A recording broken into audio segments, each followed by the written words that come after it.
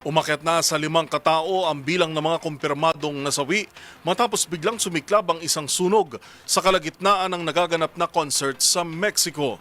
Yan at ang iba pang napapanahong balita mula sa iba't ibang panig ng mundo sa Global Headlines Report ni James Galange. Balita mula sa Mexico, 5 katao ng kumpirmadong nasawi sa sumiklab na sunog sa Parque Tabasco Fairground sa Villahermosa City, Tabasco State. Kung saan isang concert ang idinadao sa dinaluhan ng mahigit 135,000 na katao na agad nagpulasan dahil sa takot at panik matapos biglang magkaroon ng sunog.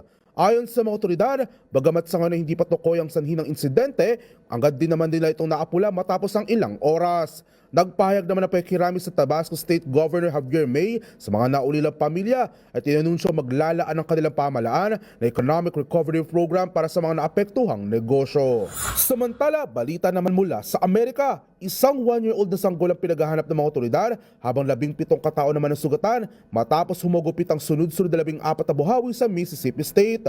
Nasira ng nasabing sako ng daan-daang mga kabahayan sa rehiyon habang tinamaan naman ng kidlat ang isang bahay sa Tylertown na nagdulot ng sunog at pagkatupok ng naturang gusali. Ayon sa US National Weather Service, inaasahan na sa rehiyon ng paghagupit ng mga buhawi na nagmula sa Eastern Lincoln County at tumawid patungong Lawrence County.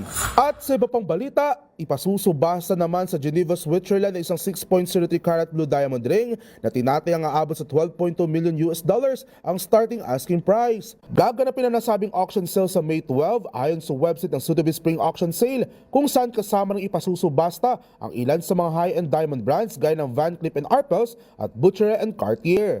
Ayon kay Jessica Wenham, head ng Magnificent Jewels na nasabing auction house, patuloy na tumatas ang demand para sa mapambihirang kulay ng luxury stones na siyang patuloy nagkikait sa mayayamang collectors sa merkado. At yan naman nakakalap nating balita mula sa iba't ibang panig ng mundo. Para sa MBC TV Network News, ito si James Galange ng DZRH TV, una sa Pilipinas, una sa Pilipino.